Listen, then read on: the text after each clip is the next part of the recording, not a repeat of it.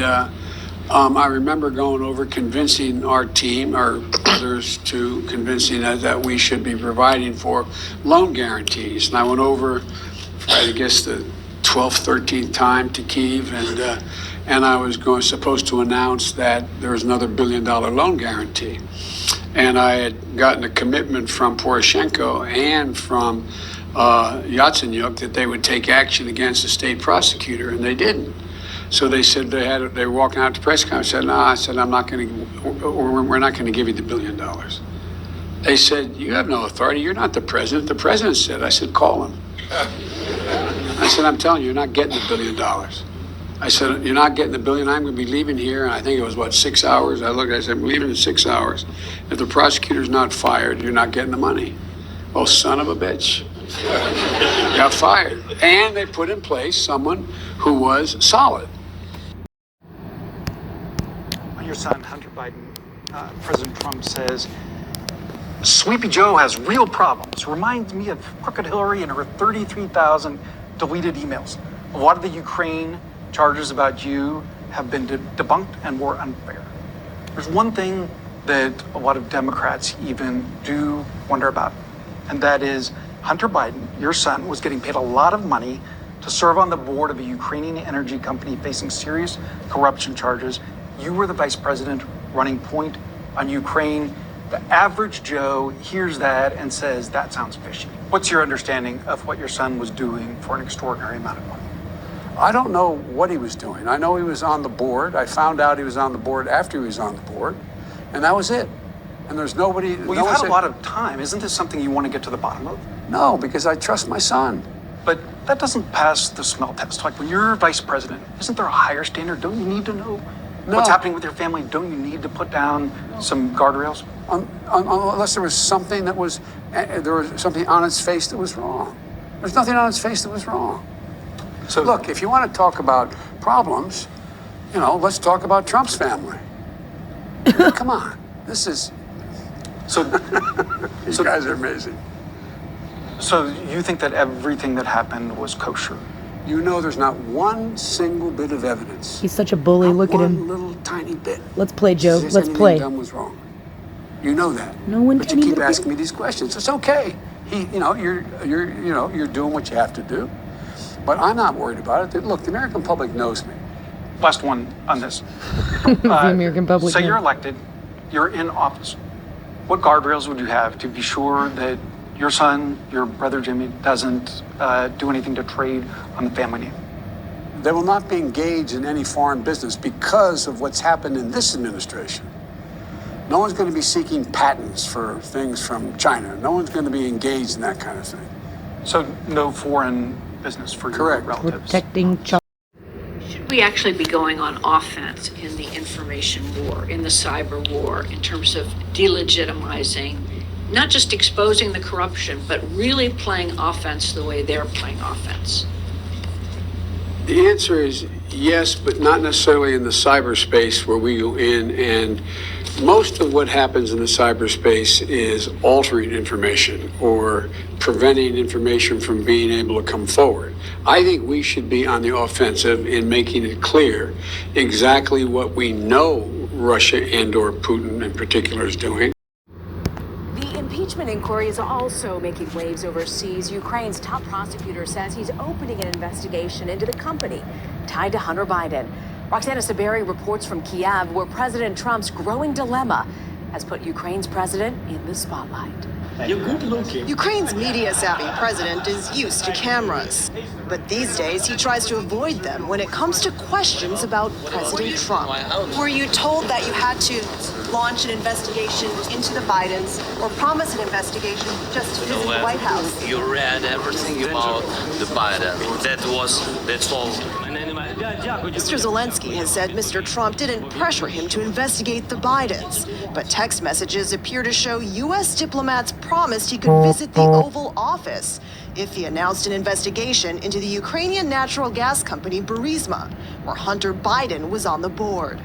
And on Friday, Ukraine's new prosecutor general said he'll review several past investigations, some involving the owner of Burisma, though he said no one had pressured him to do so. I've never met Rudy Giuliani. Never. Before And Mr. never Zelensky had to deal with this international drama as president, he was a comedian who played a president on Ukrainian TV. The show made him so popular, Mr. Zelensky launched a political party named after it, Servant of the People, winning this year's presidential election in a landslide. Now, nearly 4.5 months since Zelensky swept to office, people here in Kiev have mixed feelings about how he's done so far. Some people say his lack of political experience has been refreshing. Others say it's already proven to be a cause for concern. President Zelensky is having to learn fast now that he's playing a reluctant role in American politics. Roxana Saberi, CBS News, Kiev. What if I need additional coverage? What he declared today to laughter in the room. President Biden, meantime, at the White House, united on Ukraine with the German Chancellor. James Longman from Ukraine tonight. Tonight, President Biden hosting German Chancellor Olaf Scholz at the White House, thanking him for his support of Ukraine. It comes as Russian Foreign Minister Lavrov in India for a G20 meeting was openly laughed at for making these claims. The war which we are trying to stop and which was launched against us using Ukraine. The room filled with international diplomats and dignitaries. But on the battlefield in eastern Ukraine, the situation couldn't be more serious. Hi. We meet the commander of Ukraine's largest tank brigade at his battlefield headquarters. So I'm being shown a live stream of the battle situation right now here on this computer. They've got this map up with battle lines drawn through the east where we are now. Red planes for enemy aircraft, yellow ones for unidentified, and green for their own. The commander tells me we hope to have new tanks before Russia moves in, because if they start their new offensive, it may be too late. There's been a renewed focus on war crimes, David. U.S. Attorney General Merrick Garland made a surprise visit today, part of a group of prosecutors from around the world here to discuss Russian atrocities. David, James Longman in Ukraine. Not their own atrocities, huh? I'm announcing another $800 million to further augment Ukraine's ability to fight in the east in the Donbas region. This package includes heavy artillery weapons, dozens of howitzers, and 144,000 rounds of ammunition to go with those howitzers. It also includes more tactical drones. Today, I'm announcing Russian forces attacked Kyiv with a barrage of missiles hours before Russian President Vladimir Putin gave a speech at the Victory Day parade in Moscow's Red Square, accusing the West of waging a real war against Russia. In Washington, the Pentagon said the U.S. will provide Ukraine with $1.2 billion in military aid ahead of its expected spring offensive against Russia. U.S. Secretary of State Antony Blinken. Right now, of course, the focus is on the Ukrainian efforts that we anticipate to try to retake more of the territory that's been seized from Ukraine by Russia over the last 14 plus months. My own estimation is that they have in place across all of those dimensions what they need to continue to be successful in regaining territory. Next month, the UK will host the Ukraine Recovery Conference. We will seek to build a coalition that will enable Ukraine to rebuild its country after this conflict has been concluded, after they regain their country back. Blinken said the US and UK maintain a coordinated approach toward China, including looking for ways to solve big challenges. Ukraine's spring offensive against Russia may pave the way for negotiations by the end of the year, officials say. In Europe,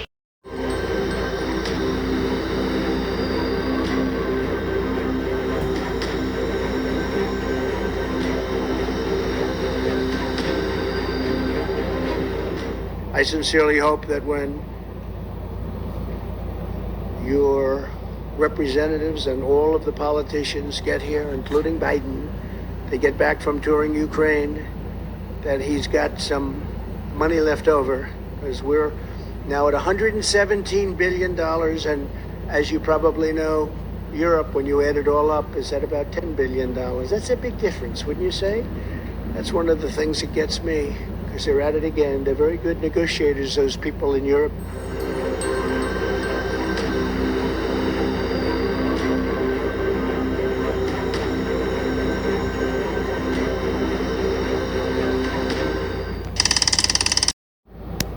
Do you recognize the man in these photos? Of course you do. That's Volodymyr Zelensky, the president of Ukraine. He's supposed to be fighting a war with Russia. Except he is posing for a fashion magazine. Zelensky is in front of the cameras. That's where he has been since the war began. One day he's posing with troops. The next day with people on the streets. And now he's posing for a fashion magazine. The president is the cover story of the Vogue. What's so fashionable about war? Where is the need to pose in front of sandbags and devastation? If this is an attempt to draw attention to the war, it's pointless because the world already knows about the war. The whole world today is facing the brunt of this war. It may not be in the form of raining missiles, but definitely in the form of rising meal prices. Also, if the idea is to spread awareness, why not capture the faces that really depict this war? Like this baby who was born on a subway, or this boy who was left motherless. And I'm not pitting someone's grief against another. I'm not weighing grief. I'm only saying that these photos tell the real story of Ukraine, not the First Lady in designer clothes. So what explains her Vogue feature? Let me read out a portion of the cover story for you. This is what it says. In our 2 conversations in Kiev, Zelenska was forthright, dignified, elegant, a subtle promoter of Ukrainian designers. On one day, she wore an ecru silk blouse with a black velvet bow tied around the neck and a black mid-calf skirt, her ash blonde hair swept up in a loose bun. The next day, it was wide-leg jeans, chunky white sneakers with yellow and blue detailing, a nod to the Ukrainian flag, and a fundraising project by the brand. I couldn't help but think the shirt had the same rusty hue as the burned-out Russian tanks that I saw lining roads in Irpin and Bucha, suburbs of Kiev, where Ukraine pushed back the Russians. Do you find this absurd? You should, because it is. It's absurd that the First Lady of Ukraine is posing against staged war scenes with perfect hair and makeup. It's absurd that the president, who's supposed to be leading the country out of this war, is busy posing too. There's also a BTS, by the way, behind the scenes. Take a look at all the preparations that went into this photo shoot.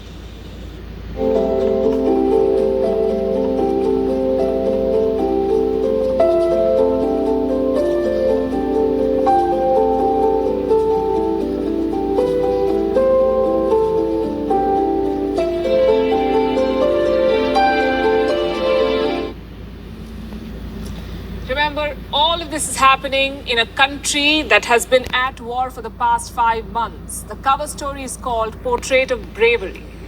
It's neither satire nor surprising. Ask yourself this question. What has Zelensky really done since this war began except being on camera?